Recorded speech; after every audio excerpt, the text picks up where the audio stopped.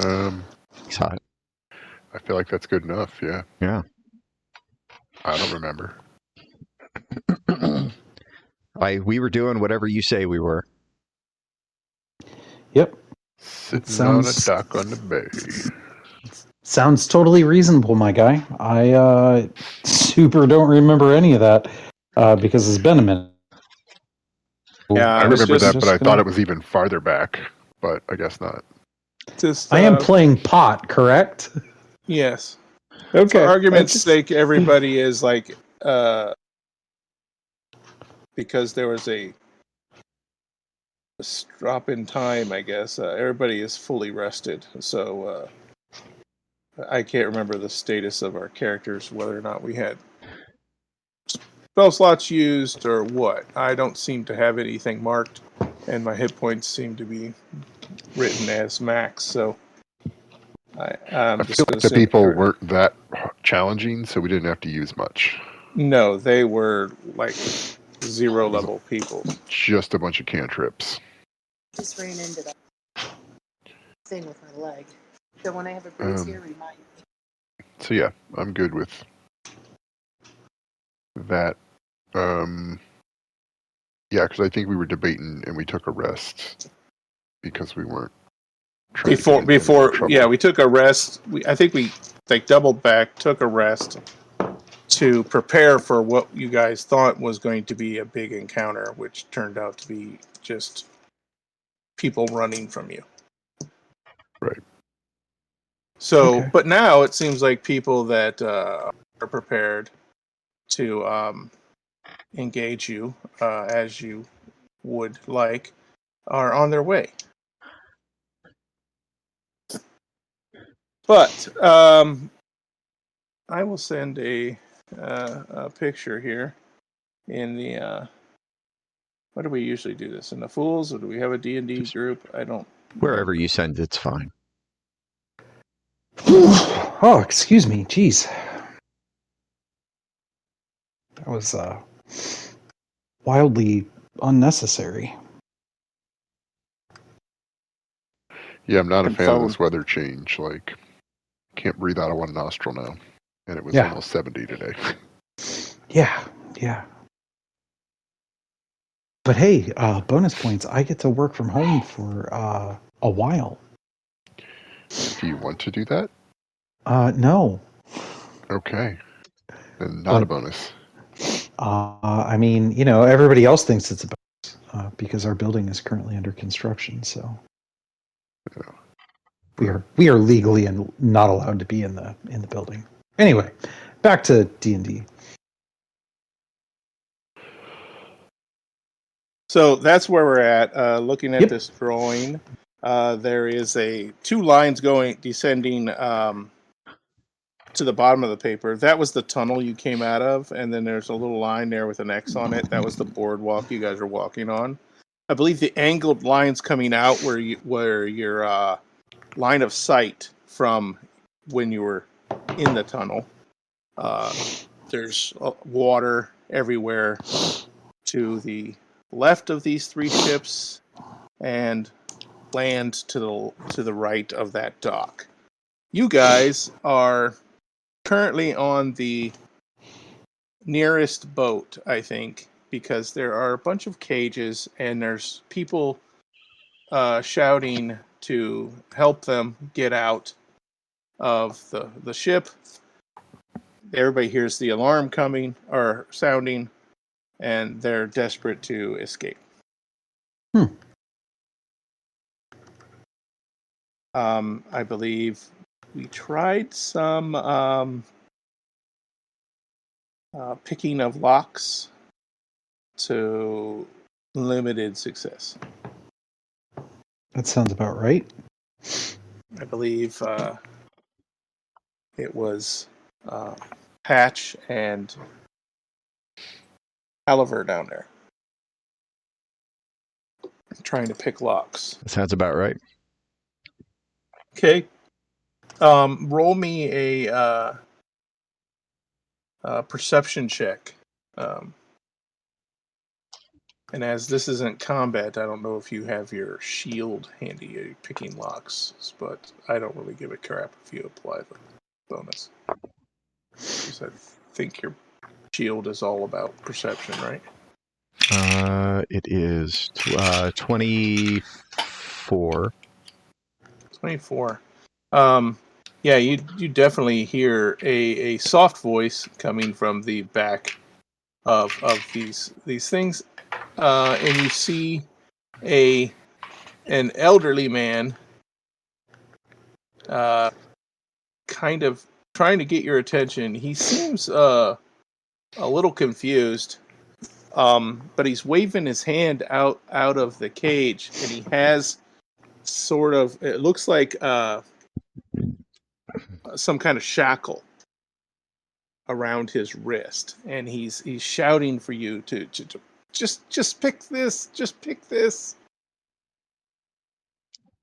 Okay. He's like, don't bother with the cages, I can handle that, just get this off of me. Sure. You can't, between Halliver and Hatch, you guys can shift a few of the cages in order to get back to this gentleman who he looks like he may be some kind of merchant. He's just wearing like normal pants and kind of a nice shirt, and he's got a vest.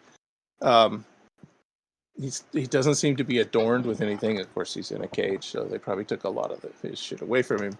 But he does have this rather impressive shackle. It looks like one half of Manticle's, but there's no chain coming off of it, and it's just latched onto his wrist. And the more he shakes his hand, the more you see it isn't even like around his wrist. It's a part of his wrist. It's like locked onto his wrist.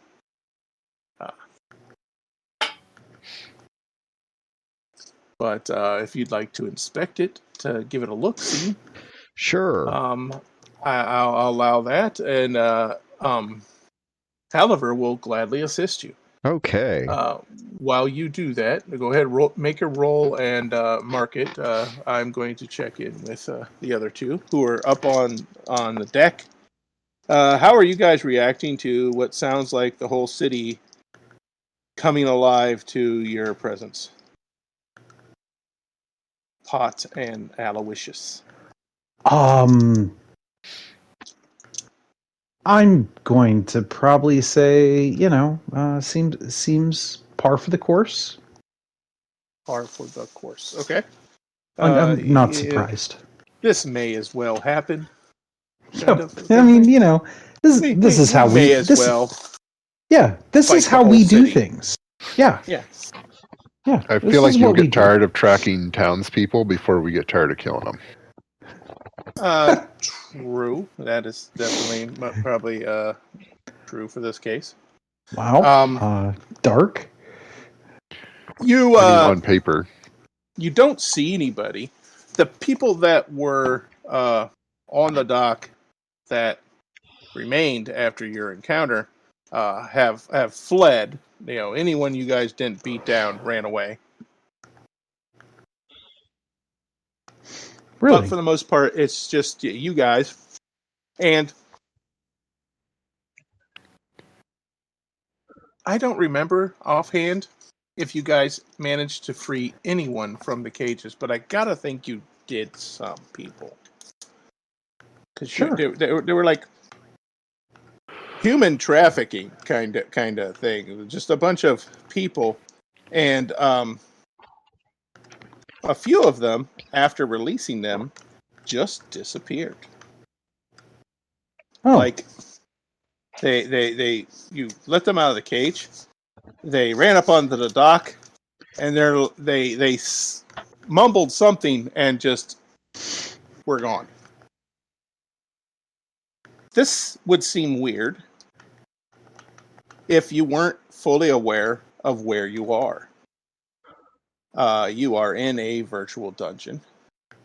You are in an at-will virtual dungeon at most times. It seems people come here by choice and play this game. And it seems like most of them, for one reason or another, are opting out Seems legit. of the game. They come out and they're just like, fuck this. Yeah. I was held hostage. I'm good. Mm-hmm. I've got my my fill of this horror. Yeah. So they're bouncing. One or two are kind of lingering around. They don't seem of any grave interest or like, you know, they aren't trying to get your attention. They're just curious what's going on, trying to get their bearings, so to speak. But yeah, for the most part, it's kind of chaotic as people are coming out of the hold that were released. Back down inside, Palaver and Patch are trying to rescue Mr. Oldman. What did you roll, sir? Well, not knowing what skill to apply it to, I rolled a 16 on die. Are you inspecting this thing? Are you trying to ascertain whether or not it's magical? Would I be using investigation or arcana? Say it's up to you. I described it. It's on his wrist, and when he waves his hand around, it doesn't seem to move. It doesn't seem like a normal manacle. Well, it's a +1 either way, so 17. Okay. You're definitely as you're inspecting it, you see what at a distance appear to be kind of scuffs and cracks and maybe machining kind of marks on the shackle.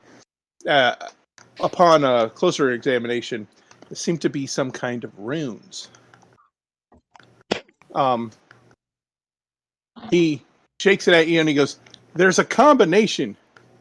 Certain runes triggering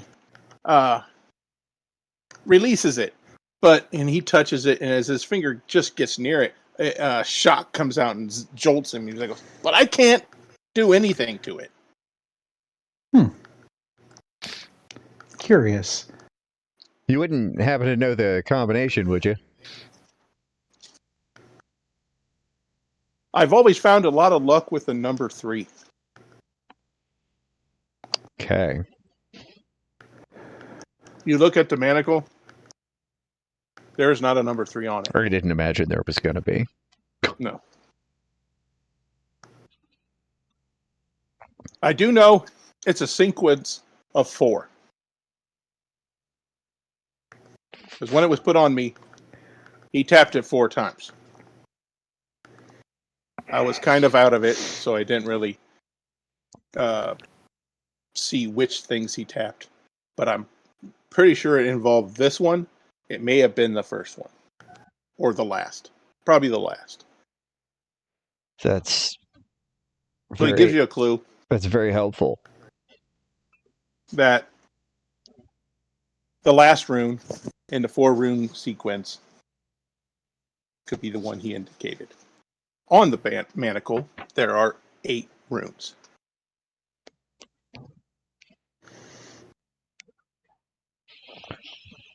Eight runes, need to push 4 of them. He may or may not know any of them. He hasn't indicated like whether or not these runes mean anything. They are each individual runes. Yes, you can tell that. When you hover near them, like to push them, they do glow with a bit of kind of electrical light. Is there some significance to the individual runes? This is me asking him. Some kind of arcane language, I would imagine. Not one you're familiar with? It's been a while.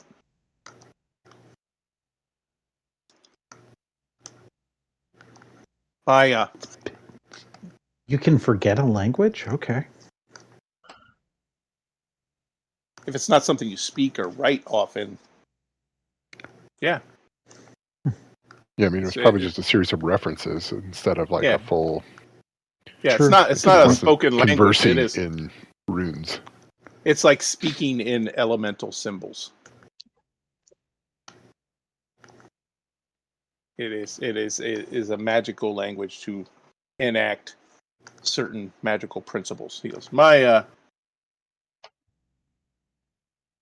experience with the arcane isn't so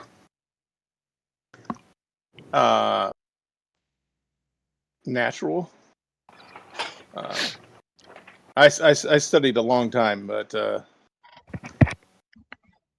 this was beyond me.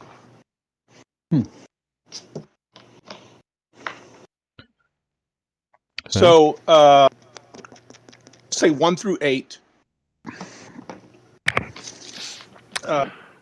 Am I near any of this that's going on, or am I way You're off above, the other side of the dock? you can like look down into the hold and see them conversing with this old man. Yeah. Okay. Depending on how long this takes, I'd like to stop by and ask what happens if we get it wrong. But if I'm too far away, I won't. He indicates that he kind of points out the 8 individual markings. Some of them are a little smaller, some are subtle, and he indicates which one he thinks was the last one in the combination, and that was the number 4, the 4th rune.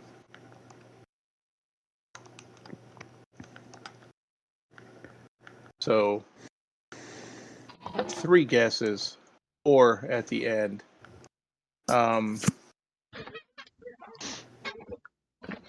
You can do a series of combinations, which is going to take some time, and the noise from the city seems to be getting louder.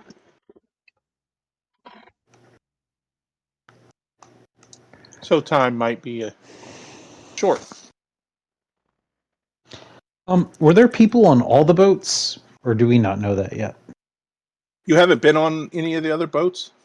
Okay. But this one was the one that they were loading while you were in the tunnel watching.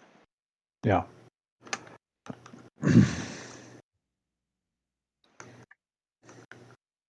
Which, in hindsight, seemed dumb to be loading the one closest to, shore. But that's the way, the story crumbled.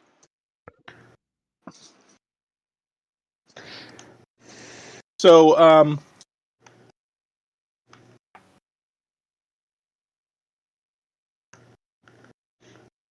just to eliminate the possibility, Halliver just goes 1, 2, 3, 4, and as he hits 4, a shot comes out and hits him for a point of damage.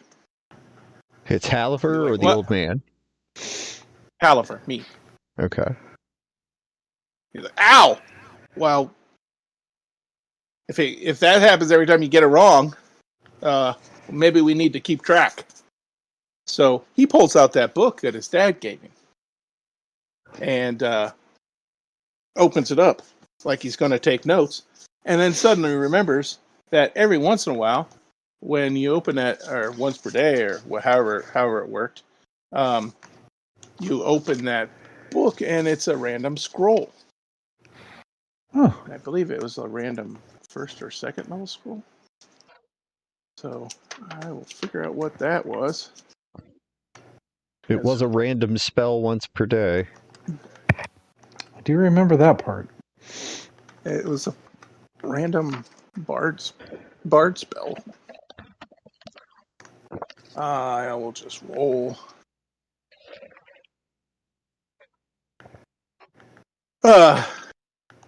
It is Cloud of Daggers. It's like Okay. a lock. That's like a lockpick. Sort of. Cloud of Daggers? I don't think so. Yeah, if we put his hand in the cloud of daggers, when it comes back out, the this thing will fall The right hand off. might be missing. It'll fall Yeah. right off his wrist. You suggest that, as he seems less than enthused. I would have no idea why he would feel that way. All right, but we're not going to. We're keeping it as a fallback. Okay.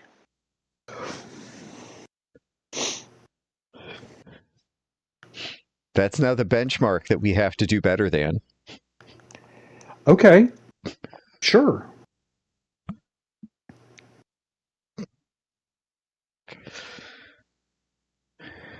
So that's a yep, that is a bar.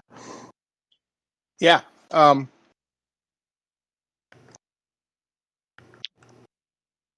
Is there a combination you would like to try? 1, 2, 3, 4 has been eliminated as a possibility. Well, I'm not down there, so never mind. From the deck, you can see what's going on and say, "What you guys doing? What's the holdup?" And we can fill you in. Sure. I will scream and yell. Why you take so long? Very eloquent. Yes. Fancy locked bracelet. On a Cut very cut it off? insistent prisoner. Just cut it off. Call it a day.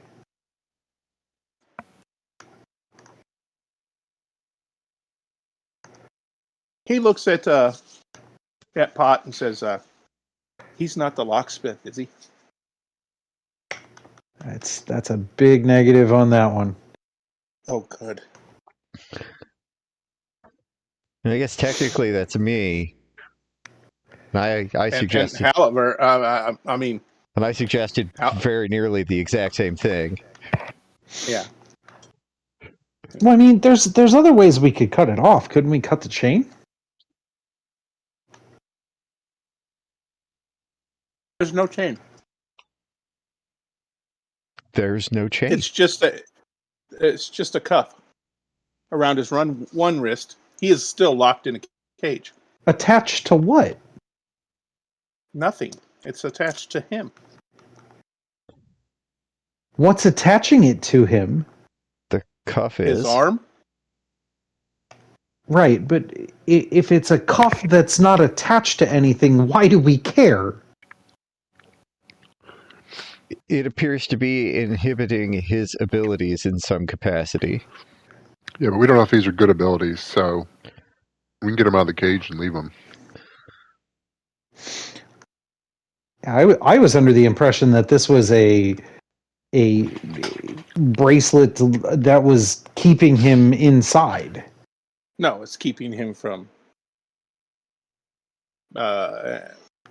participating in the struggle. Gotcha. I feel like he could be the boss if we end up doing this wrong, so just a That heads is up. one way to go. I mean, I guess if that happens, we're just back to Cloud of Daggers. True. Unless taking that off, he becomes a demon or something. Well, yeah, we should Cloud of Daggers before we take it off then. Yes. I like this plan. So we're back to plan 1, yeah. Perfect. Yeah. I assume by this point we've discussed this enough that Cloud I of walked back daggers down behind him. We work on the thing. If he turns into a demon, we push him into the daggers. there. Yeah. This is a very reasonable plan. Do we like a He ring of salt around the agrees. cage first or something? He agrees that is a reasonable plan. I understand your hesitancy. Stranger, locked up, begging you to solve a trap that seems solve a lock that seems to be hurting you. If you get it wrong, Right. Which one did he think they might have pushed? Which rune of the 1 through 8? 4. four. Four? Seems, he thinks that's the last of the 4-digit sequence.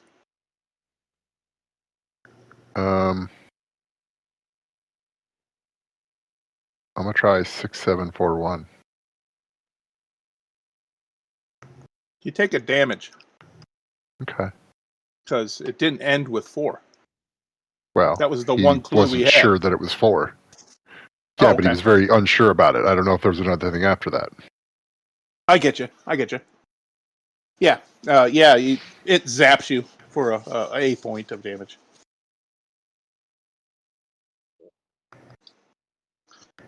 What was it again? What was the number? 6741. 6741. What is the significance of this number? That's what the kids are doing. Okay. God damn you. Because 41's the new 67, so.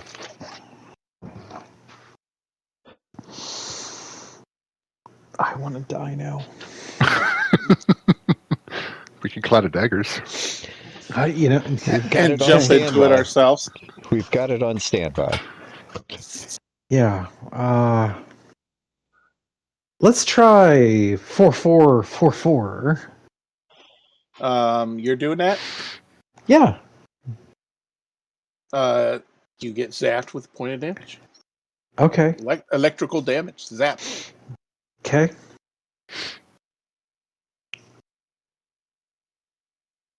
Well.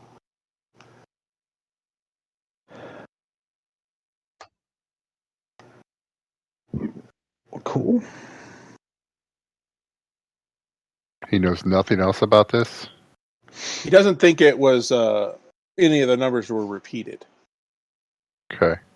Oh. So Helpful. it's 4 individual numbers. The last one is 4.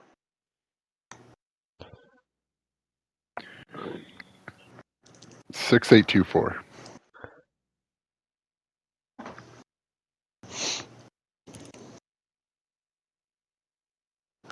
Cool. Might I ask how you came up with that?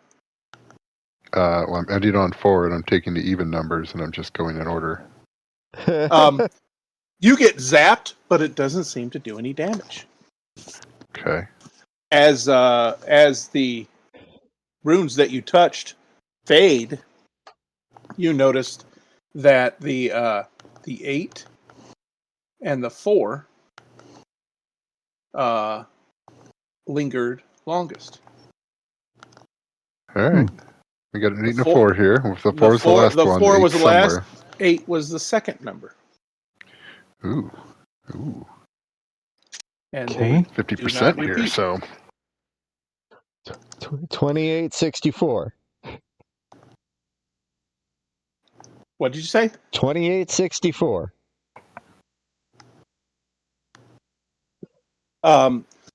There's a shock, but you don't take any damage. And the 6 lingers.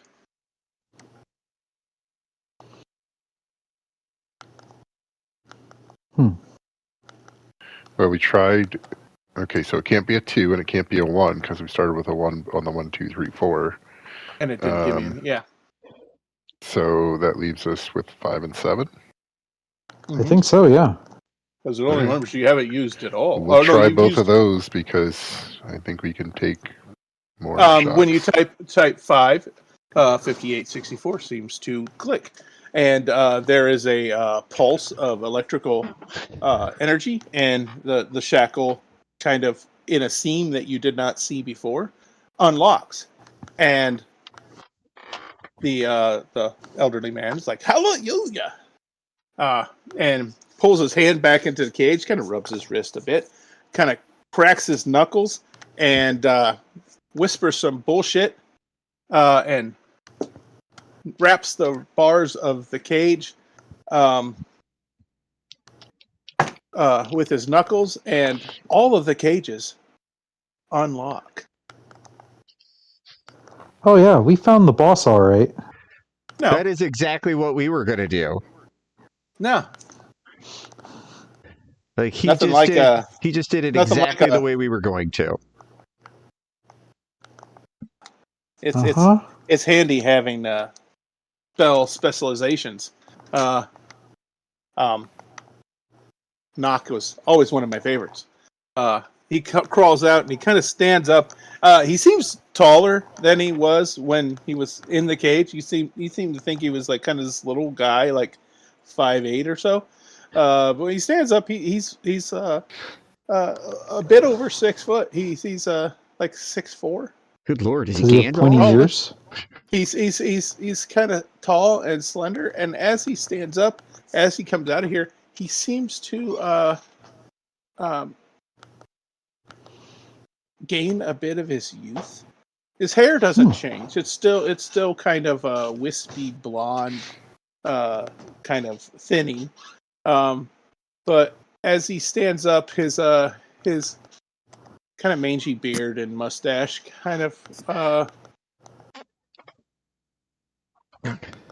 straighten up a bit. They just kept, like somebody just groomed him, and he stands up and he looks a little younger, and his clothes kind of adjust as well as he kind of brushes his shoulders off and then rubs his hands down his vest. The vest lengthens into a robe, and the sleeves of his shirt kind of unfurl into like comfortable sleeves, and he reaches in one of the sleeves and pulls out a wand, and he's like, "Now, let's see if we can get the fuck out of here." A handy trick.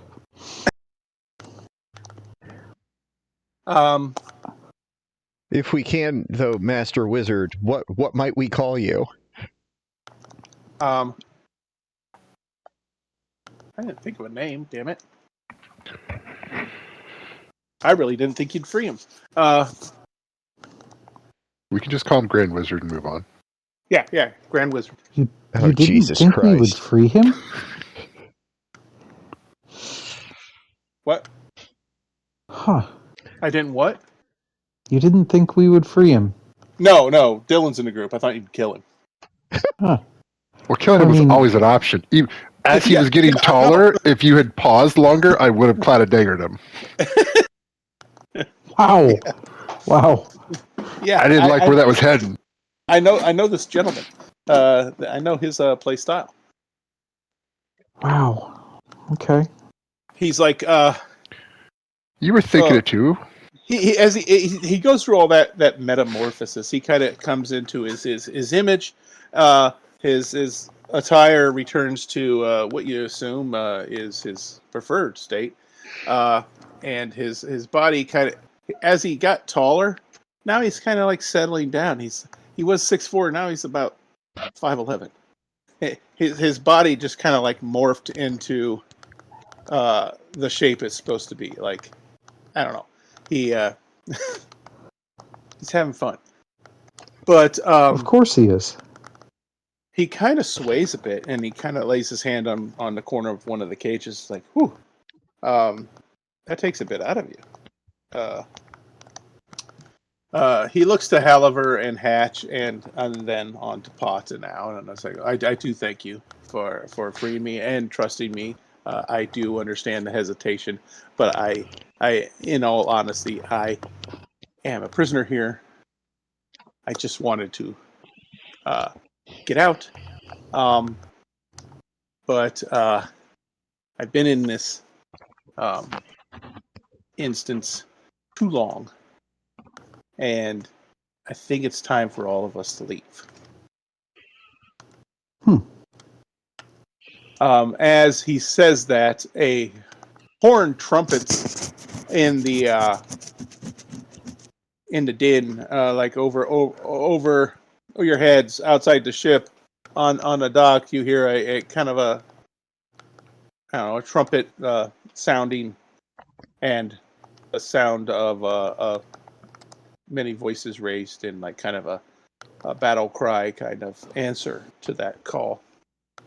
He's like, "Yes, Chip Chop. Any of you have any objections to my assistance in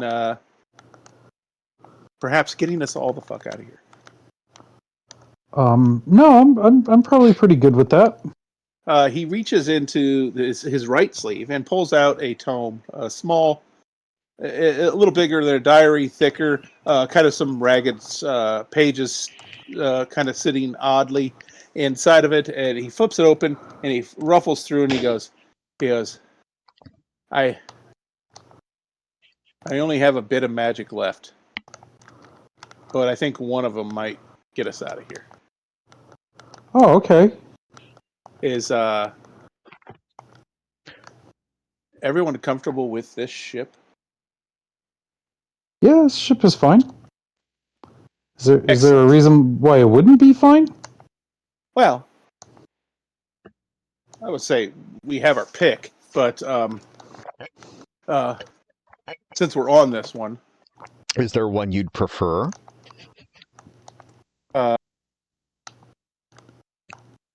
no. I don't know if I believe him. No, but I can get us out of this dock. And I think that's goal number one. This one seems seaworthy. If you all can perhaps disable the other two while I get this one out of the dock. I'm sorry. Did you just ask us to do property damage?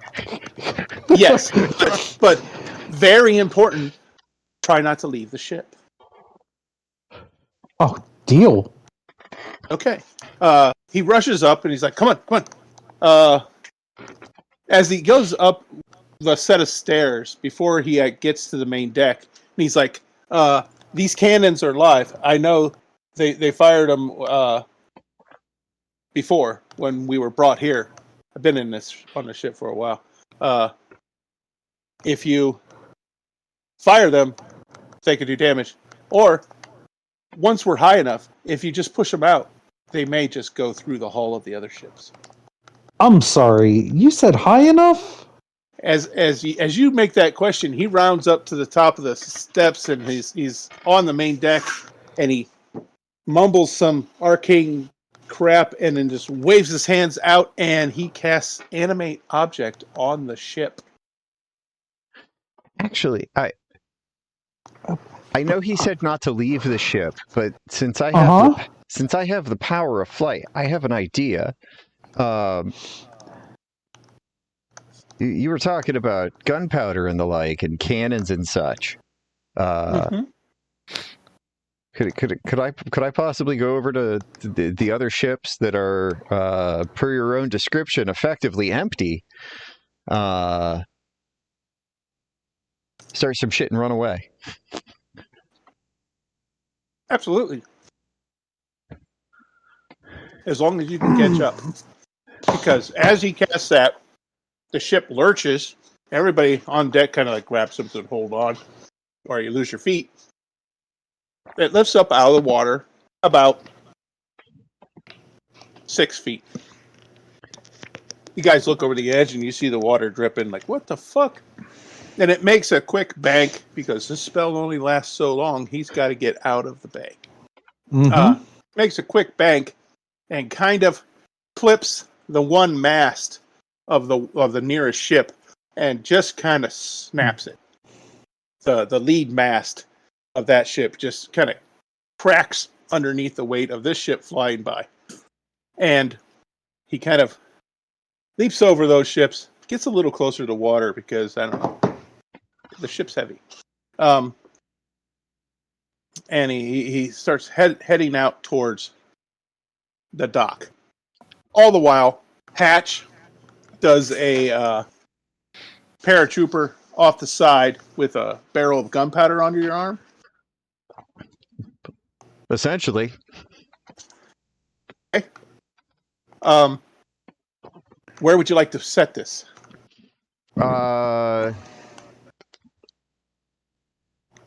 As you swoop down, you see little doors along the side of this ship as well. Apparently for their cannons. So you know on the mid deck, there's probably cannons, and where there's cannons, there's also probably gunpowder. Powder. Wherever, and I'll roll to determine this if you like. Wherever it looks like it would be the most damage. Okay. Yeah. Everybody's watching the ship fly off.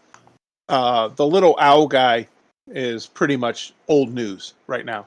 No one cares. You leap off that ship thinking, hey, look at that guy. He's got some brains about him. And land on the other ship and kind of take a little detour right down the main ladder, which I think is just stairs, right? Into the hold, and you see at the front of the ship, or middle front of the ship, just a stack of barrels in between two rows of cannons facing out. I fucking love You it. know, if your barrel goes off next to those, it's pretty much done. It's Okay. Dunzo for sure. You're actually pretty confident that if that goes off, because it's a stack of like 10 barrels, and you're carrying basically a little keg of gunpowder. You know, you don't have a large barrel. You have the little pony keg of gunpowder. A good sized bomb, but this is explosives.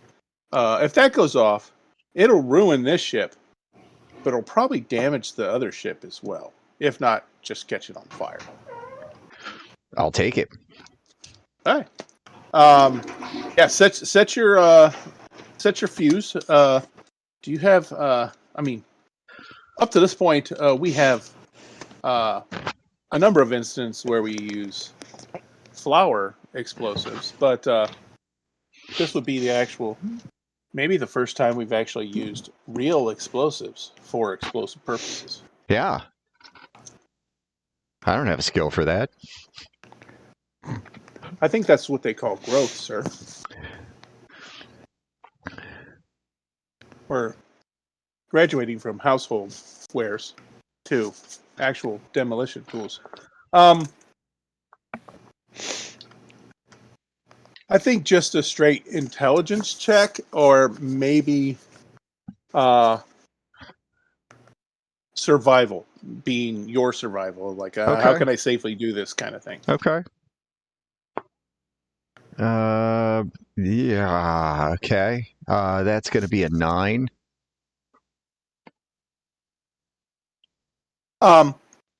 You're setting a wick, like, or you're pouring out a little powder to lead to your keg, which you're going to sit on top of the big barrels. And as you're pouring it out, that's when the ship hits the mast and kind of rocks. And of no fault of your own, just because I need something for your 9, you kind of lose your feet a little bit and roll towards in between a couple of the cannons, and your little line of gunpowder wick gets ruined, and the pile of barrels kind of gets upset, and one of them comes rolling towards you. Delightful. Give me a dex save.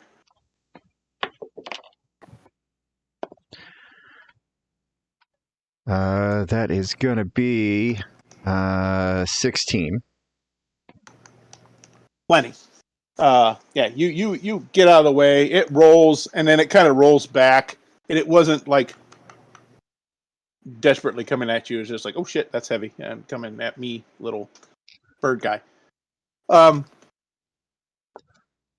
They kind of settle in the same location. You realize once one of these goes up, it doesn't matter if they're sitting on top of each other or they're 2 feet away. They'll all go up.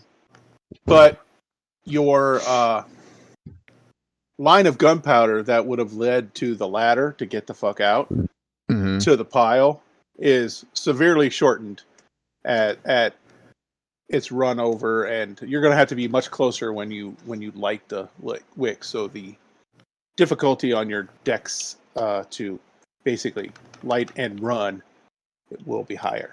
Sure. I love it. So you get all that set.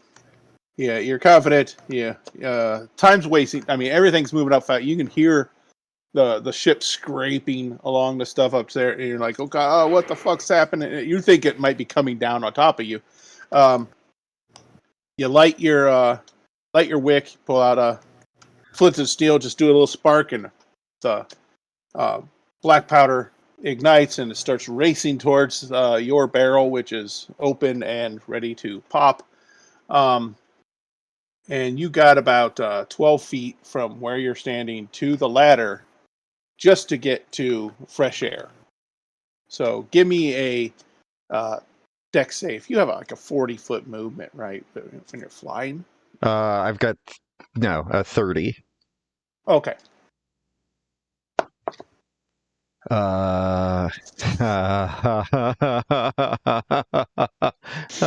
Natural one. Natural one. I could tell by the laugh. He's the one that wanted to play D&D, folks. I did. You get to play all the D&D you want for the next 30 seconds. You should make a new character. So, pop. You turn around, and as you turn, you start to run towards the steps. Your foot slips in the spilled gunpowder, and you just go down on all fours. You're like, fuck! And you get up. You get to the steps, the ladder, to get out when your barrel explodes. You are probably 20 feet away from it. So you're going to take half of this damage. 2 5. So you take 5 fire damage. Okay. As it explodes behind you. But that wrecked, and there is like a split second before there is the secondary explosion of like the next nearest barrel. So give me another dex save to see if you can get your feet again. You're far enough away from this that and towards the door that if you make your save, you're probably going to take damage, but it might hurl you out the door. 13. That is a save. It's better than 1. Yes, it is. That is enough. You're going to take half the basically the fireball damage that's exploding behind you. Okay. So what is that? 8d6? Basically, yeah. I'm throwing dice all over the fucking place. So here's 4. Man, you know what would be super handy for you to have? A dice tray that doubles as a character sheet.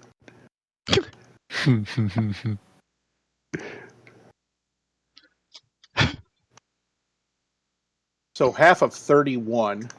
Okay. So 15 damage as you are severely singed, but I'm still you're up on the main alive. deck.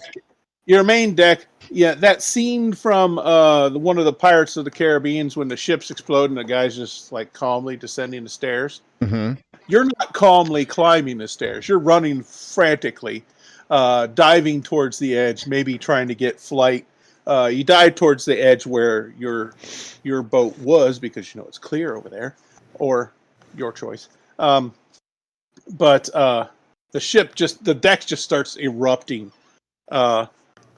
Fire and parts of barrels, deck boards. The remnants of the mast gets flipped and it flies over onto the deck of the other ship. Everybody up on the Grand Wizard's flying boat sees this happen, like, what the fuck? And you see Hatch come flying out, and his tail feathers are smoking. He is he's feeling it. But you're still able to fly. You're just a little cinched.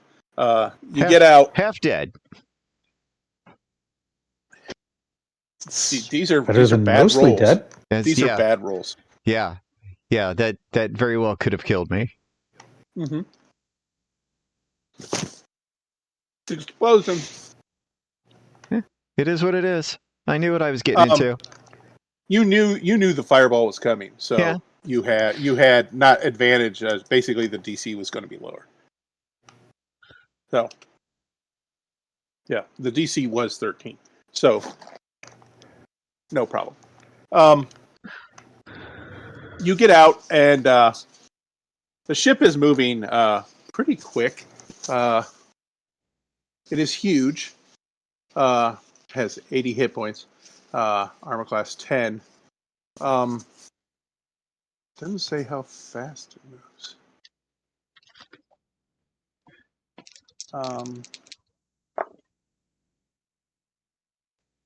Let's see. I'm just going to think it has a normal 30-foot movement.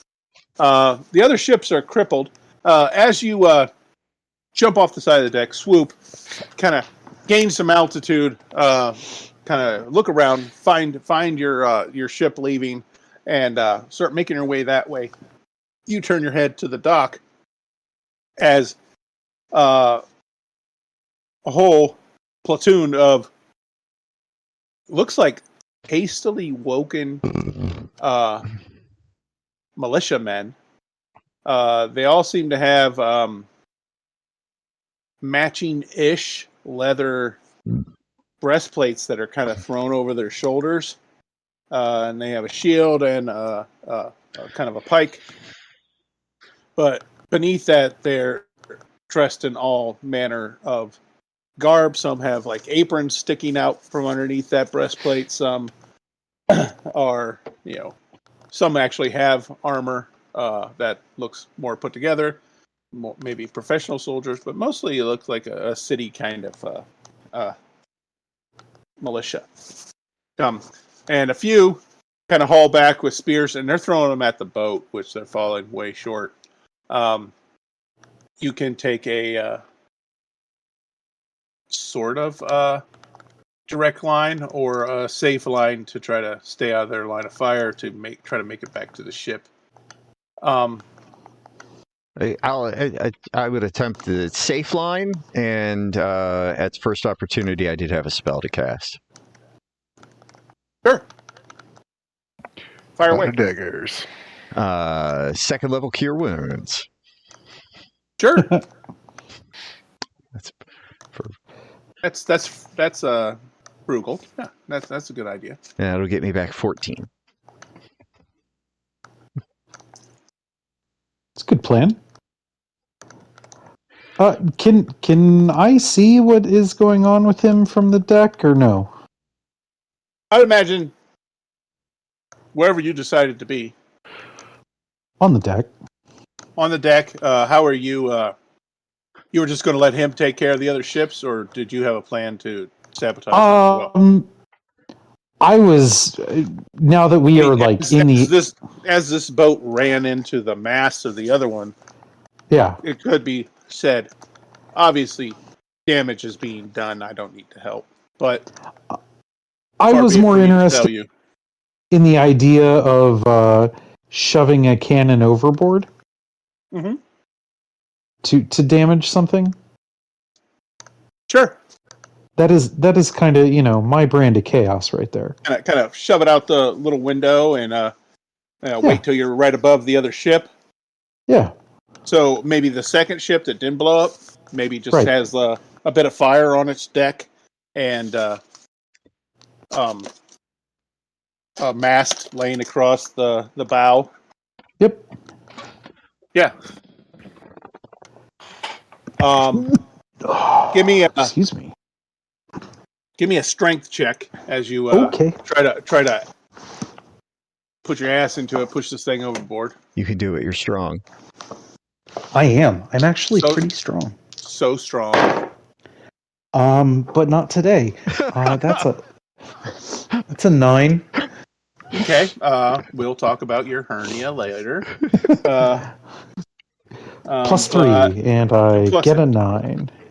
Plus 3, and yeah, that's bad luck. These dice have not been warm. At least we're being consistent. Warmed up in a while. Yeah. You don't manage to get it out the window.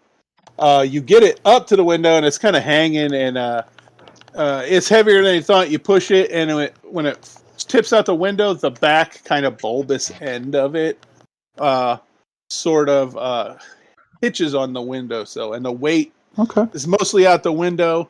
So this little like ledge, the little tooth of it at the end, is like lifting the whole entire thing to get it unstuck. There's other cannons. Yep. This wasn't your only bullet in the gun. This one misfired. You can either spend your whole opportunity trying to free it, or just try to push a different one. Yeah, I'm just gonna push a different one. Okay, give me a roll. Okay, here we go. Gonna use a different die. +3. Anyway. Okay. This one doesn't move at all, apparently. 6. 6. Wow, that's with +3. He doubled Yes. his roll, folks. This is a pro gamer.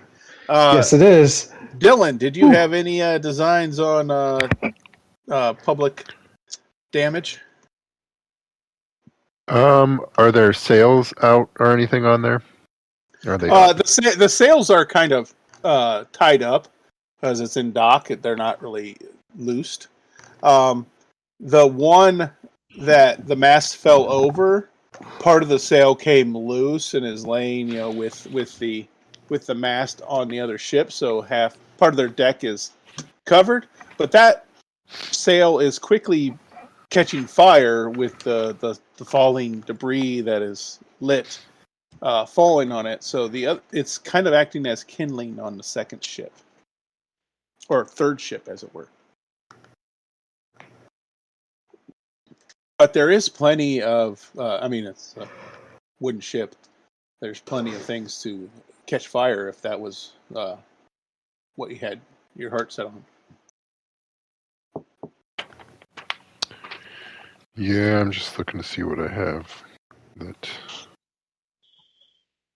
How far away from it are we? You guys are about 10 feet above it.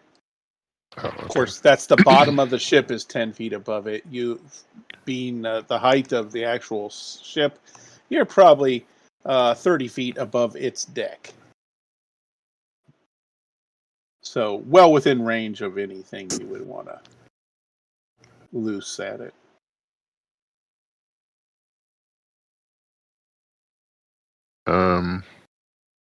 Well, because again, Azar's Scorcher is a 30-foot long, 5-foot wide beam. So, Scorcher? I don't know that spell. yeah, it's a 5-foot wide, 30-foot long, deck save, 48 fire, or half on a save.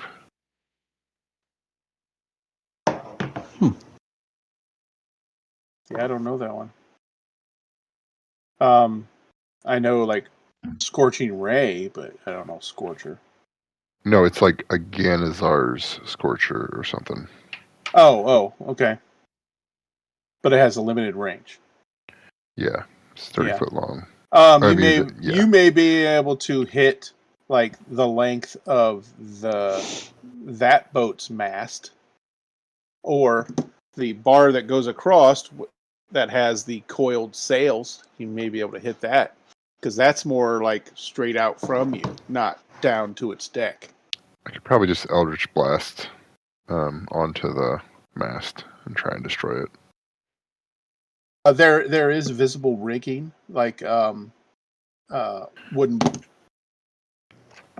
that hold that. I don't know what it is. Yard arm. What the bar that goes across that the sail hangs from. Yeah, it's attached to the main mast with a series of block and tackle. A goodly placed Eldritch Blast could loose that. Yeah. And you have I'm gonna go two blasts, right? correct. I'm gonna aim for the top part of the cross piece that would be holding the top part of the sails, like where it'd be curled up at. Yeah. And both blasts will go at that. It's not looking promising. Keeping with tradition, a shitty roll. Well, it's a 12 and a 17. Second one was better. The 17 definitely hits. Roll me some damage. Was kind of banking on both of them together, but you do have other party members. I mean, didn't you say it had a armor class of 10? That's the boat you're on. Oh. Is their boat stronger? That's basically to break the enchantment of flying. Yeah, it's 10 total damage. 10 total damage. Okay. Halliver's standing there next to you and sees what you're doing, and he's like, "Okay, I'll help." And Cloud of daggers. He will fire off a firebolt at the spot you shot at. So I have 2 of those. One is a 24, and the other one is a 13. So the 24 will hit. 1 damage. It does like a little spark next to it, and he goes, "I helped." So that didn't do anything. Indeed. The ship He is helped. invincible.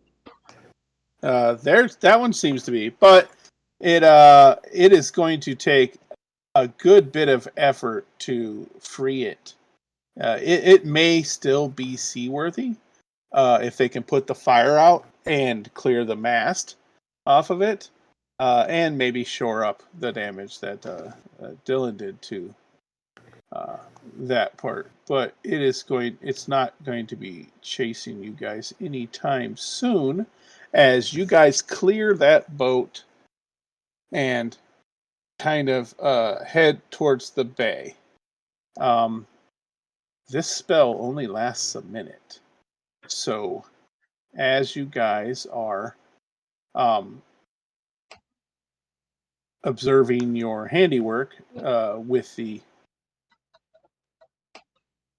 damage you've done, the ship starts to descend quickly. It sets into the water, and the wizard's like, "Let's get these sails down." As he casts a couple spells to help, basically throw the sails down. Mage hand or whatever he's doing to help. Does the Grand Wizard have some fire spells? He was flying the ship. He was busy. He looked busy.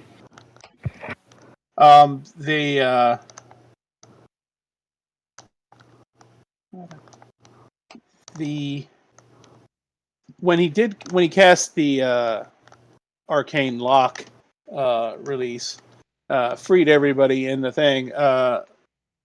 The locks were undone, and most people were coming out of those cages and kind of like kicking the empty cage next to them out of the way. And you guys kind of have a full crew on board.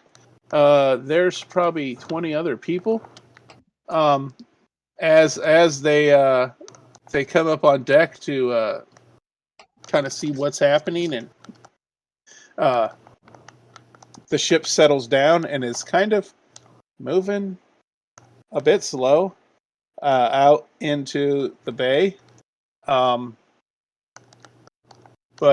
as the first sail comes down, you do feel the kind of inertia of the boat being dragged towards freedom.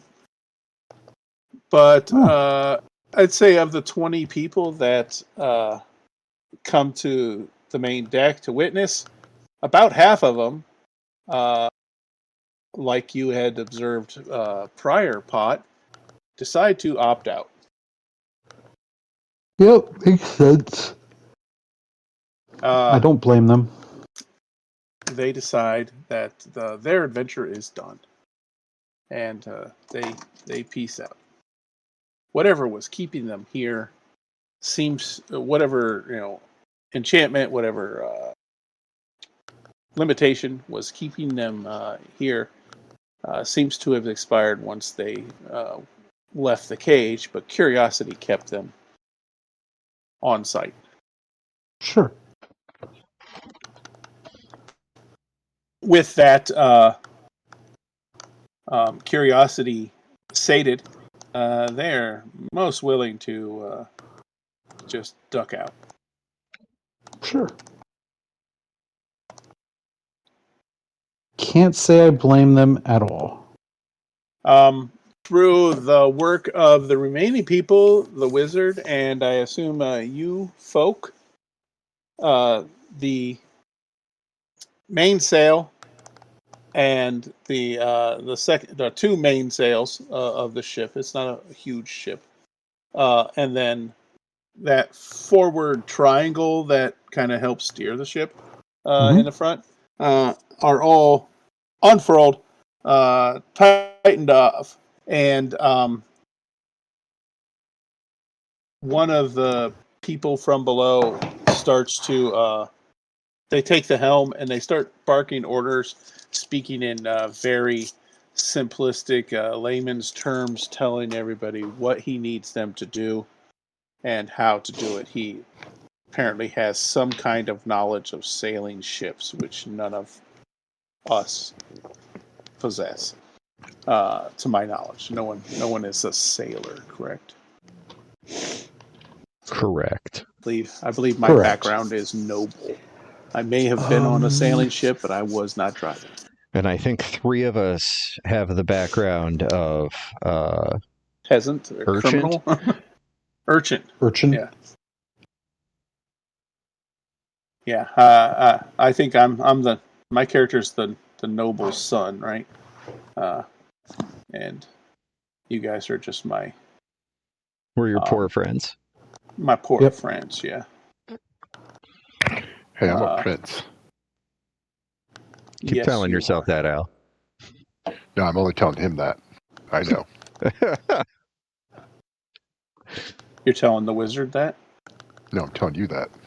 Oh, okay. Sure. So you guys start to make distance from the city. The fires. There's a couple secondary explosions you hear as you get a bit away. You don't know from what ship. It could be the initial one you blew up, like more powder kegs, or perhaps it reached the stores of the second ship, but the noise, the sounds become less noticeable the further away you get. You guys get kind of say mile off coast and into the sea proper. As everything kind of sort of settles down, the would-be captain, we'll just call him Omaha.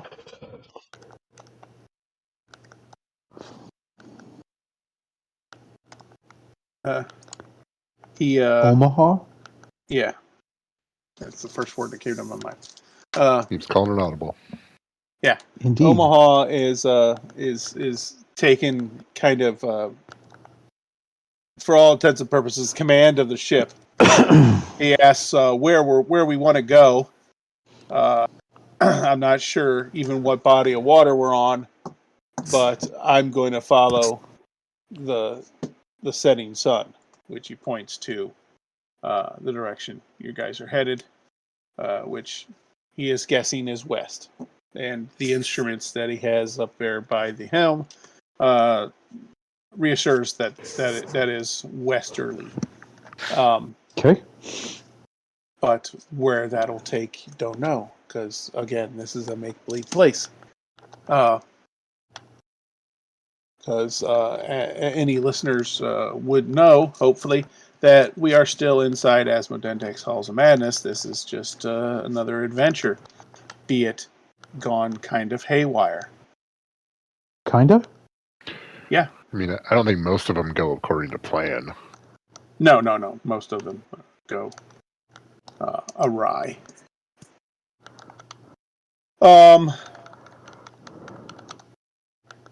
At least no one's in their underwear. So Speak for yourself, sir. Maybe we would be lucky if somebody was. So you guys are heading off towards the sunset and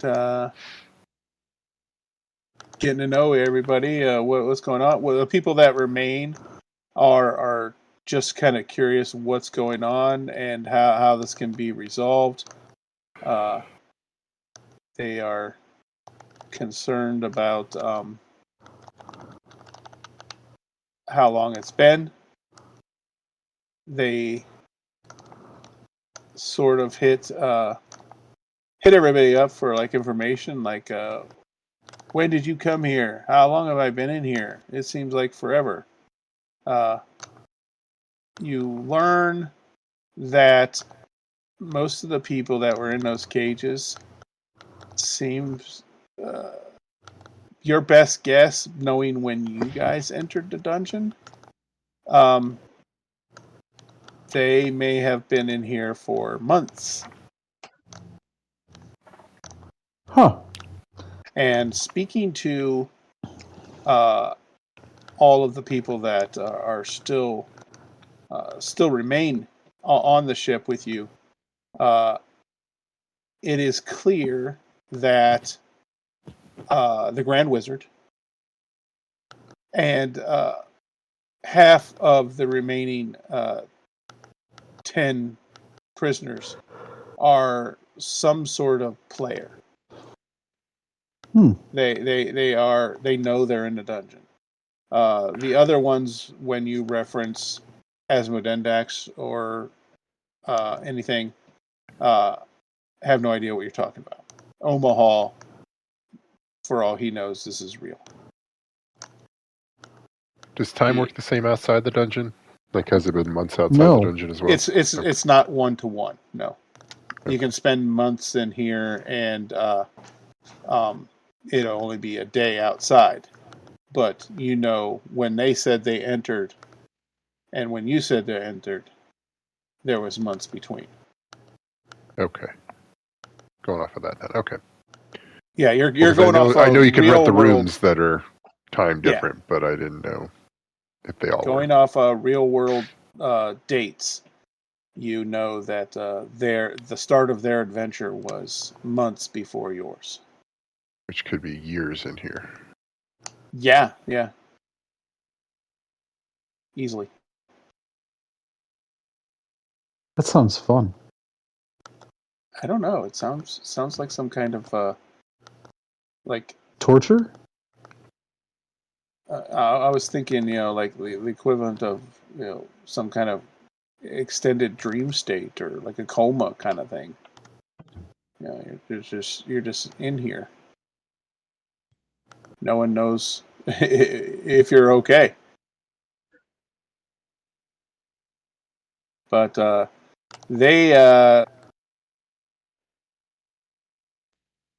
the few that are remaining that have been in here for a while are eager to leave, but they feel obligated to assist you guys because you essentially freed them. They don't want to abandon you, but they're kind of asking for permission to leave. No, go ahead. Yeah, I mean, if they don't need to drive the ship, then I don't care. They can do whatever. Okay. I doubt we need that many meat shields, and all the ones that don't know what the outside are will probably do. Well, you're gonna be left with 5 crew members and Omaha if all of these player people leave, including Grand Wizard. That's Grand okay. Wizard is keen to stay.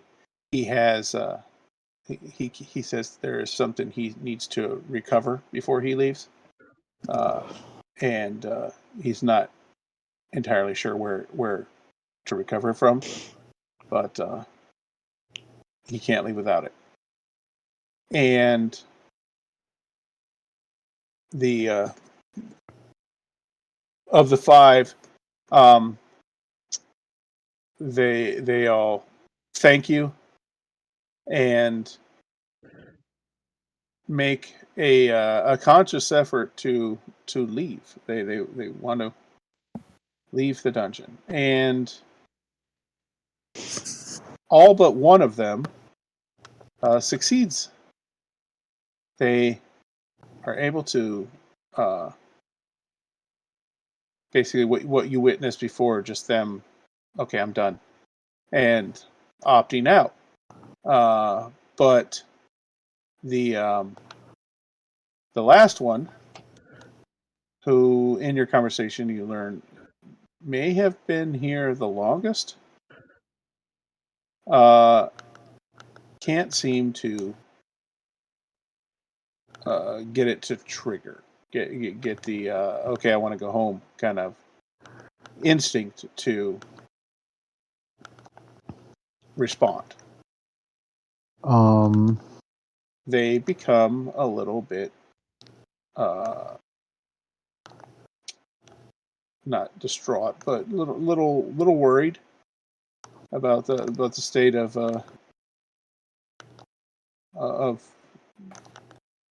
their adventure. Yeah. Yeah, I bet. But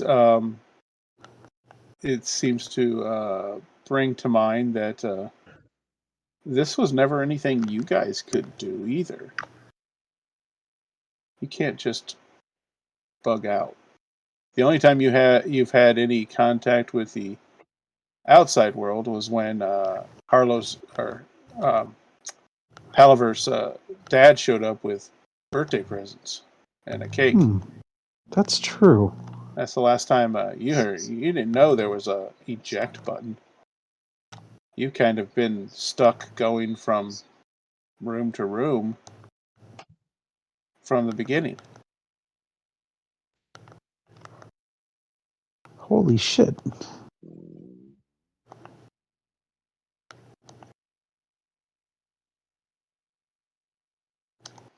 Yeah, this might be the first time we've talked about an eject button at all.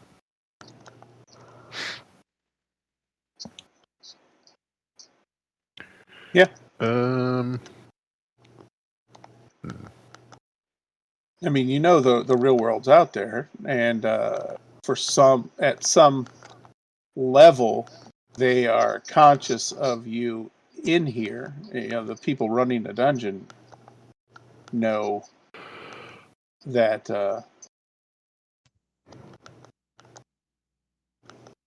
that you're in here and that you what you're doing.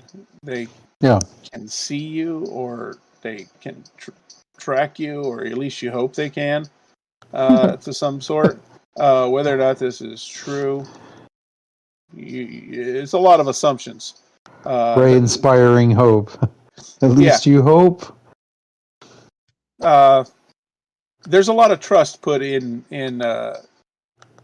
Azmodendak and Daryl and the others when you enter the dungeon. There's a lot of trust laid upon them.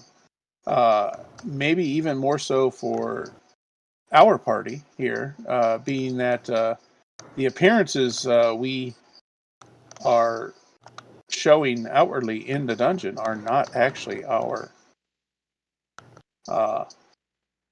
realistic state. That's right. We are children, but we are in the guise of adult adventurers, which might shine some light on why Grand Wizard changed so strangely when he was freed. Huh. So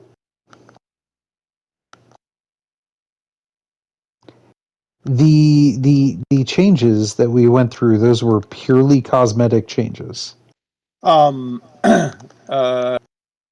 if I'm remembering the way I envisioned it and the way I presented it to you guys at the beginning, you guys were yourselves in the first room. Right. And through your actions and preferences, I'll let you guys ultimately just choose. A character class was revealed, and once you traveled through that first door, the character class that you envisioned for yourself, the child character that's in the dungeon, Yeah. it kind of manifested as you entered that first Okay. or the second room. Actually, it is. That makes sense. Okay. So this is kind of the Matrix, kind of your virtual self-image. This is how you envisioned yourself as an adult. So Oliver looks the way he thinks he's going to look when he's older, and so on. I don't know if it's true or not, but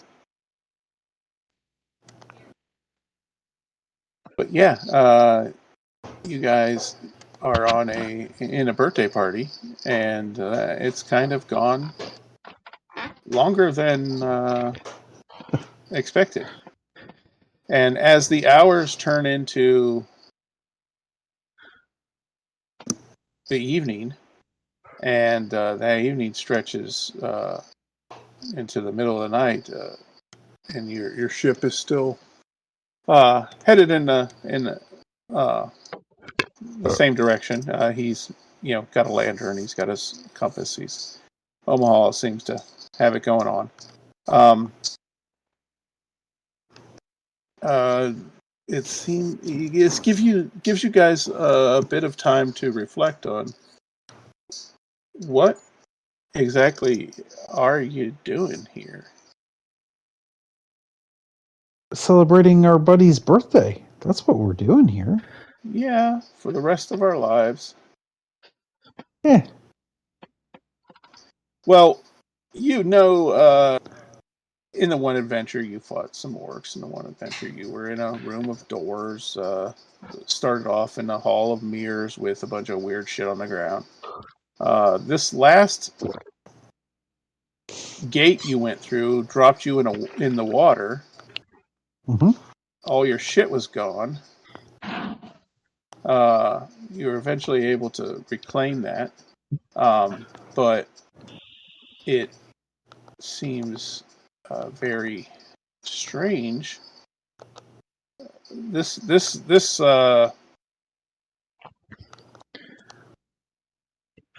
part of the adventure doesn't seem to have much direction. Something that you guys have found frustrating in the past as well. It seems to be missing some kind of theme, other Well, I than the mean, fact that it doesn't have a theme, and perhaps the NPCs in the zone are have more control than they should. It almost feels like we've gone out of bounds as well. yeah. It seems like the monkeys are in charge of the zoo in here, kind of thing. I mean, it's a kid's birthday party being overseen by Daryl. I guess it just kind of figured, Why would it be this is safe for what he. kids? Yeah. Yeah. Why would it be safe? Why would it, not be just a rampant murder circus?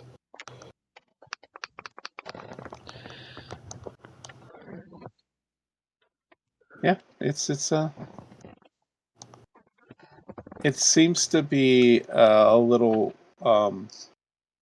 aimless, and it seems like if there was direction, it has been usurped by uh, possibly those within this area. Okay. And I think I hinted at some stuff the last time we played, but I had to review. Maybe go back and listen to. I don't want to spoil anything that or contradict anything I have said.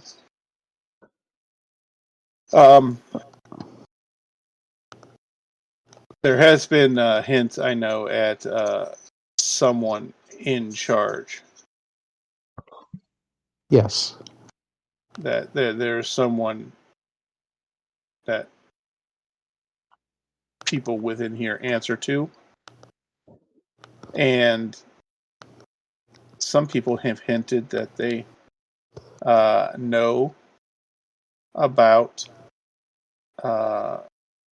things they shouldn't know about. People that exist solely in this dungeon know the name AZMODENDAK, Right. which is kind of like the fourth wall kind of thing. It is true. As I think the guys that found you in the last area that were complaining that all the beasts were being basically rounded up and shipped somewhere else. Mm-hmm. There was some AZM or something notation on one of the shipping labels, Correct. and those guys didn't speak kindly of that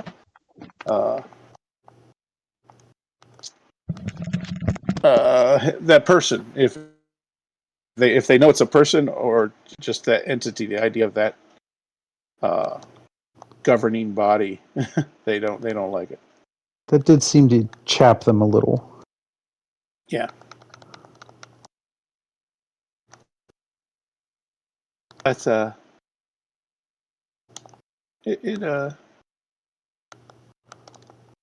has been odd compared to the other adventures that you've run through here, the other things you've run into, the other problems that you've been asked to solve or investigate. This one seems to be lacking that, and the only problem seems that missing a problem. It seems like you're stuck in a load screen. How's that? Yeah. Yeah, you're like between adventures. Okay. And here you have, on the ship, at least until recently, you had several people who were also in between adventures. Did we talk about this once before already? I feel like we did. Maybe.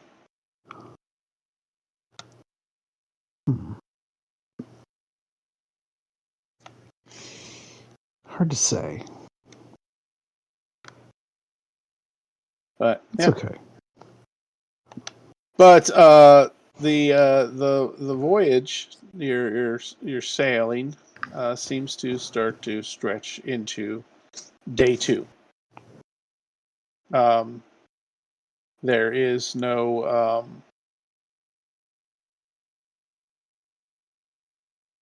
land in sight. That, which is not surprising. I mean, you can get into the middle of the Mediterranean Sea and not see land. It doesn't mean you're out in the middle of the Pacific. So it doesn't mean you're out that far from anywhere, but you don't see any direction. Omaha is just trying to travel in relatively one direction to give an honest attempt to reach whatever may be next. In the time that you are on the ship, you've had time to explore the ship. It seems to be primarily just a kind of a transport vessel. Like it's used to haul cargo. It's not. I'm sorry, transport sounded like a cruise ship, but it's a cargo ship. Loaded up with these cages and taken to certain places. There is no manifest on the ship, like where it would want to go. There are charts, but the charts are nothing you guys recognize. You know, obviously, the fictional place. Omaha, after careful consideration and asking where you guys want to go, picks a destination on the chart, and he says it's along our heading. We could be there in another day and a half if the winds prevail. We can disembark there. We can resupply there. We can just avoid it altogether. I don't.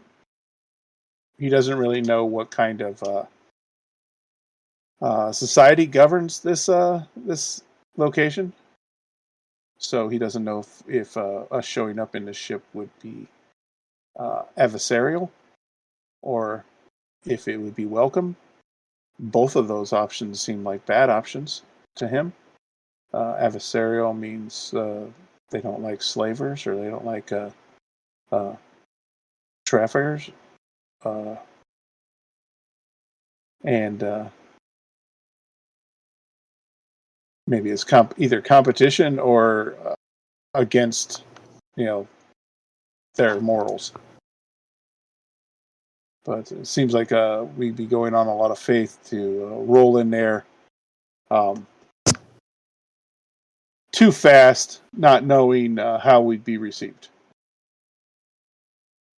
Okay. You guys have... he did have the presence of mind to request that you guys remove the colors. Smart plan.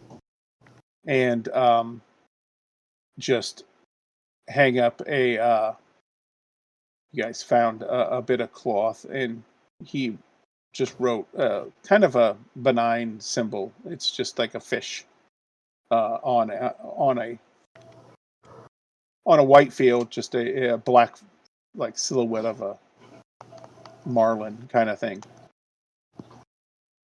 He says it's the most non-confronting symbol he could think of, and he can't think of anybody that uses that for anything. So it should go. No one should find offense, and hopefully we're not bringing on anyone else's dirty laundry using it. Seems like a smart play to go with that then. I say let's go with that. So we got a couple days. Okay. The biggest problem being the ship isn't really equipped for a lengthy voyage. There's not really a lot of rations. Water is kind of scarce. So him being an experienced sailor, so to speak, he's a little nervous about that. If we run into any kind of weather or the winds don't hold out, we could be out here longer, and it could become a serious problem. He just kind of shares that with everyone, kind of makes everybody aware that. How many people are on this vessel? There currently are the 4 of you, Grand Wizard, and the 1 girl who was unable to opt out. Okay. So 6 of us. Yeah. I can cover. Okay. I can cover food daily. Right. You can. Really? You Yeah. Goodberry. Goodberry. And I can make Oh, 10 of right. those. I can make 10 of those a day, which will easily cover food needs for everybody on the vessel. That's why I asked how many people were here. It's a good point. Good point. So really, water is our only. Yeah. I can't do perishable. anything about water, but I can cover food. Yeah, I can't cover. I didn't take I that can spell. pee. I was going to take that create water spell because you can create it in any state water can manifest in. Basically, just make a big block of ice and drop it off a building at someone, which is fucking diabolical. But I decided against that. Regretting that choice now. But you guys have like about better than 2/3 of a barrel of fresh water. So 50 gallons in a full barrel. So you have maybe say 30, 35 gallons of water.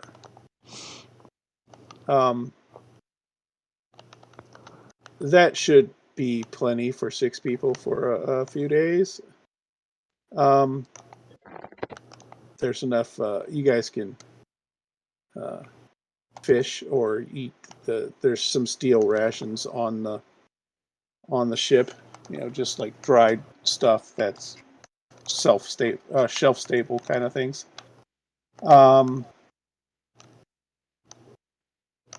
Really, the only question right now is, do you guys want to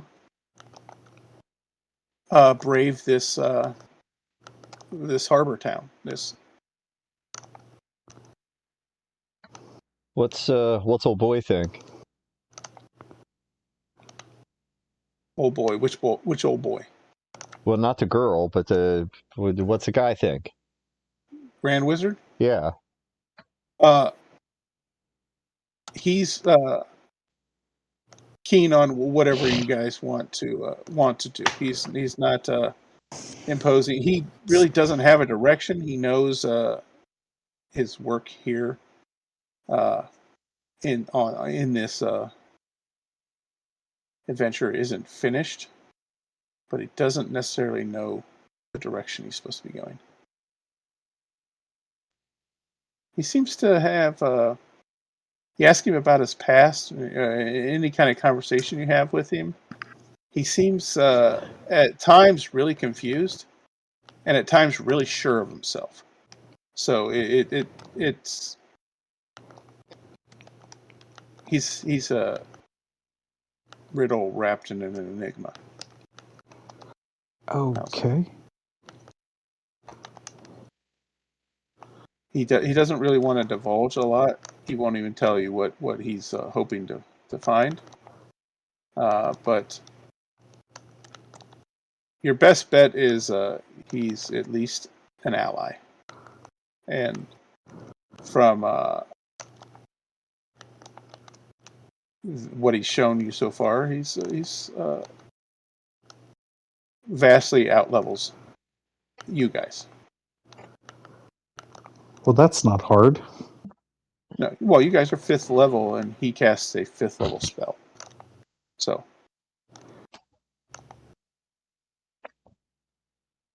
he's at least 9th level. Yeah. I mean, speaking strictly in game terms, he's more experienced. He's a seasoned salty dog. He is.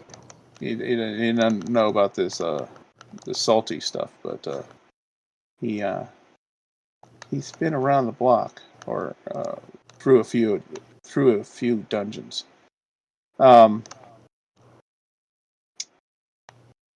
So, do we want to just fast forward until we get this harbor in sight, or is there anything you guys want to? Because I think through discussion, we're not really concerned about most things on the ship. No one's being adversarial. There seems to be enough rations, food, water to get us to this destination. The real I think question I'm is just gonna be what happens at this destination. I think I'm good with fast forwarding to the destination. Okay.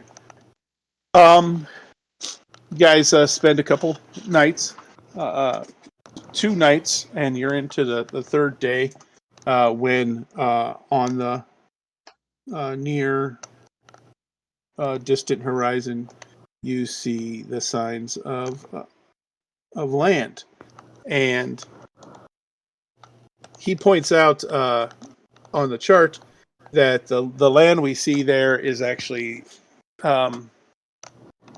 very much kind of a Cape Cod type thing. It's just a strip of land that comes out and encompasses the bay that this town is in. So we'll have to go past there, and when we go past their scouts, their kind of this place's any kind of military presence will be aware of us, and we're not going to sneak up on them, kind of thing. Not really sure how I want to say this, but it's not that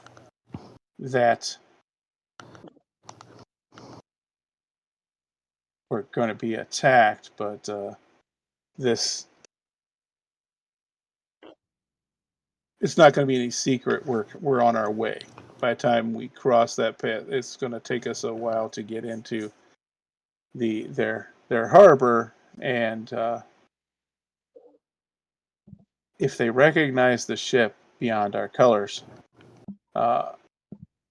we'll have our answer whether or not we're welcome. Okay. So, is there any is there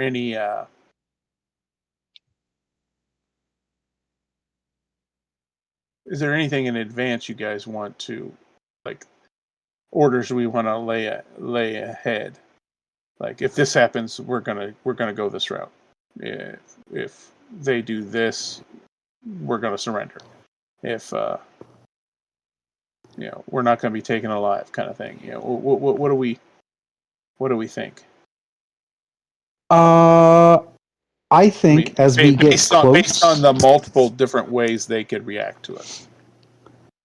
I I think am as we get close, we have everyone below deck. Okay. We keep an eye. We not obviously not completely below deck. We're going to need somebody to keep an eye out. If things start to look like they're going south, everybody gets in the cages and locks the cages. I'm sorry. Did you just say that we make ourselves prisoners Yes, to we are ourselves? victims. Okay. I don't like that plan. What if they are But pro trafficking, though? I mean, at least then, we live to make it to port, and then we fight our way out.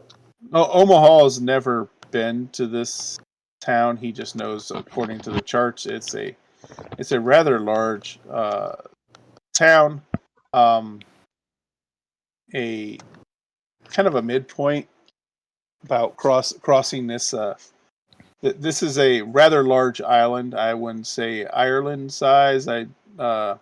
Maybe Iceland size island. Just sort of small, but it's the middle of this sea, and it's most people stop here if not for nothing else than to resupply, or some ships coming from the opposite way stop here, and you drop off cargo, somebody else picks it up and goes back from here, so you don't have to sail all the way across the sea, kind of thing. So maybe they could be pro traffic.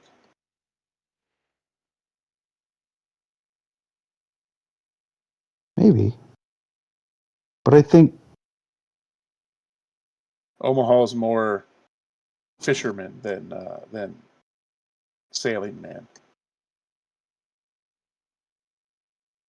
So yeah. he doesn't know this business. But he's got the universal key to get us out. I'm not saying put the cuff thing back on.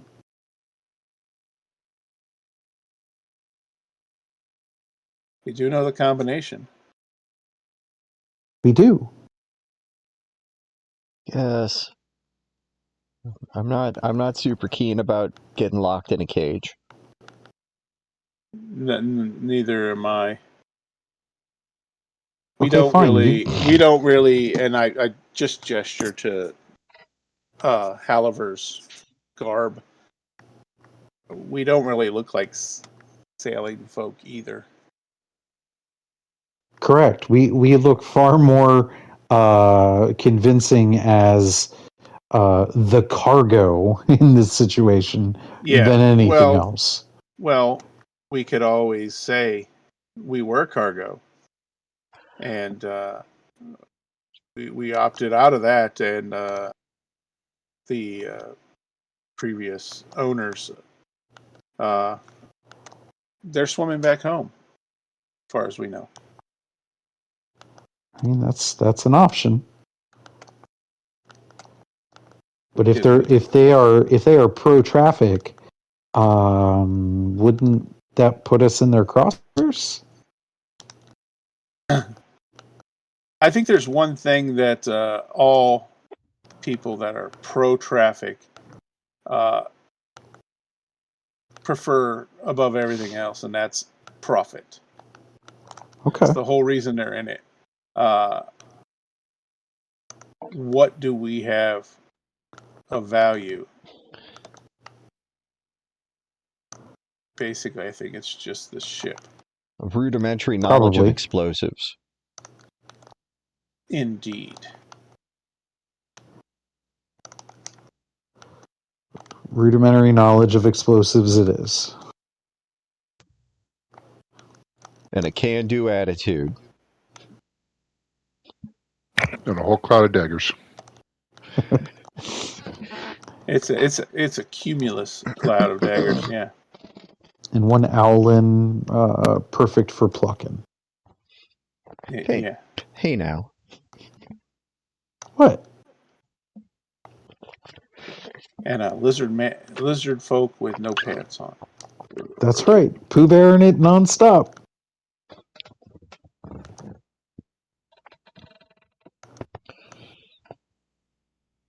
The Pooh Bear life is the life for me.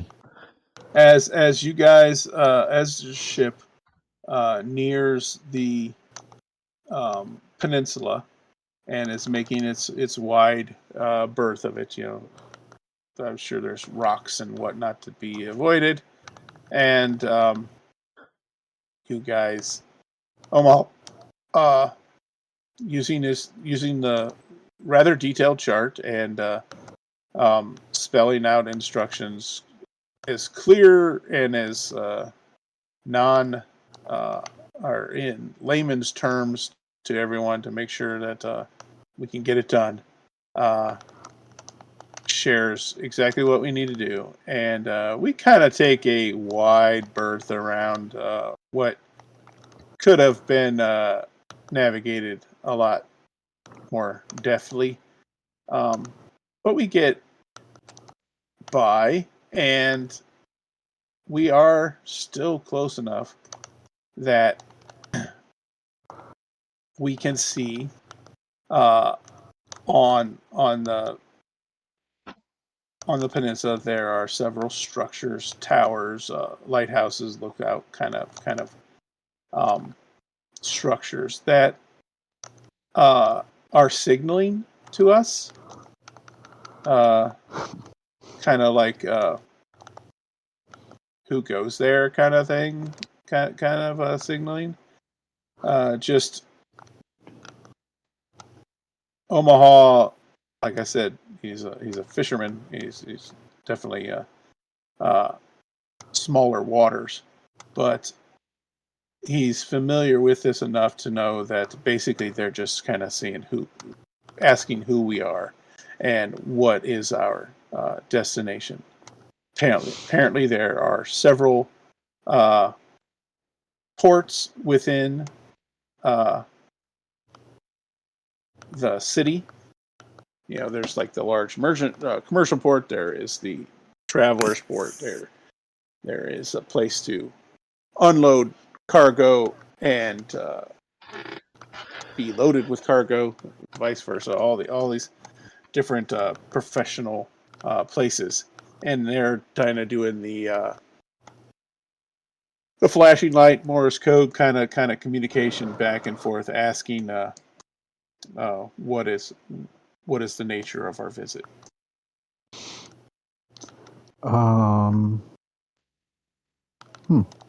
Omaha knows enough of this sign or of this Morse code type communication that he can make out what they're asking. He doesn't know for sure that he knows exactly what they're asking. It's been a while. He doesn't his Morse code, so to speak, is a bit rusty. So he speaks Duragar hand language, not Drow. Yeah. And it's a much more guttural kind of Yeah. kind of language. Yeah. Okay. So I've listened to him describe what they're saying. I've watched the smoke signal Morse code thing. Can I figure out how to respond? Absolutely. Give me an intelligence check. No, yeah, I'm so fucking great at those. You're the one that asks, man. I am. Okay, here we go. Better luck next time. That's a natural one. That's a natural one. For a total of 0. So you go over to the lantern with the shade, and you grab it like you're gonna. And Omaha's like, what the fuck are you doing? What are you gonna tell them? That we are the RMS Your Mother. Okay. Is that wise? What? That our ship's called Your Mother? Yeah, I guess. I mean, it's funny. Okay. Hey, you're the. I mean, I'm just driving the ship. Whatever. I'm just happy to be out of the cage. Sure. I really don't me want to too. go back in the cage. I really like to stay away from the pretense of this being any kind of transactional visit, short of we need more provisions. Yeah, do we have any money to pay them for these provisions that we need? Party has money. We have money. Yeah, Okay. you guys have all kinds of money. The people that you freed out of cages, they may be flat broke. Probably not. Yeah. Just fine. We can spot everybody. Yeah, I mean I would seriously be interested in retaining Omaha as a crew member, but anyone short of the four of us, if we're going to stay on the ship, I think it'd be nice if Omaha came with it. I agree. I think Omaha needs to come with the ship. I don't know if Grand Wizard or the lady, as yet named, wants to stay on the ship. I don't know if they want to stay in this city either. But it sounded like the lady wanted to leave entirely. So who knows Yeah. what her choice may be. I may be needing to think about who she is. uh,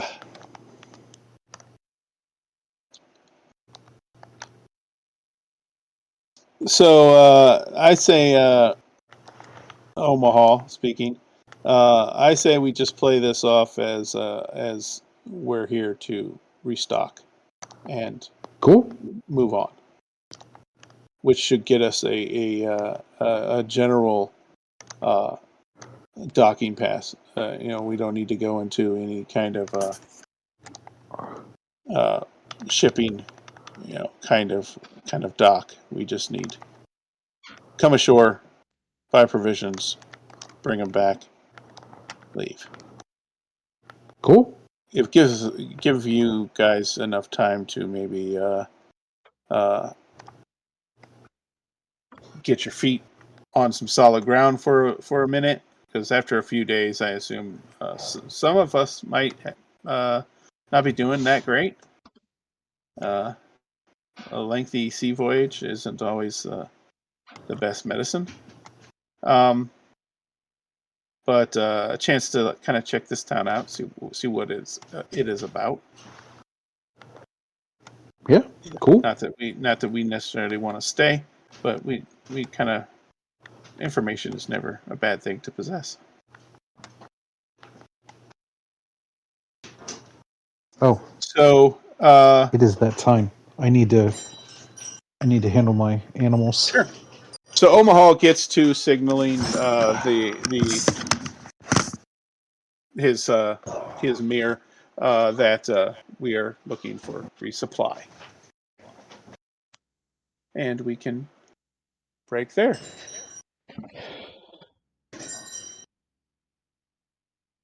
Is Jeff still awake? Of course. All right. He's taking dogs. Are we down?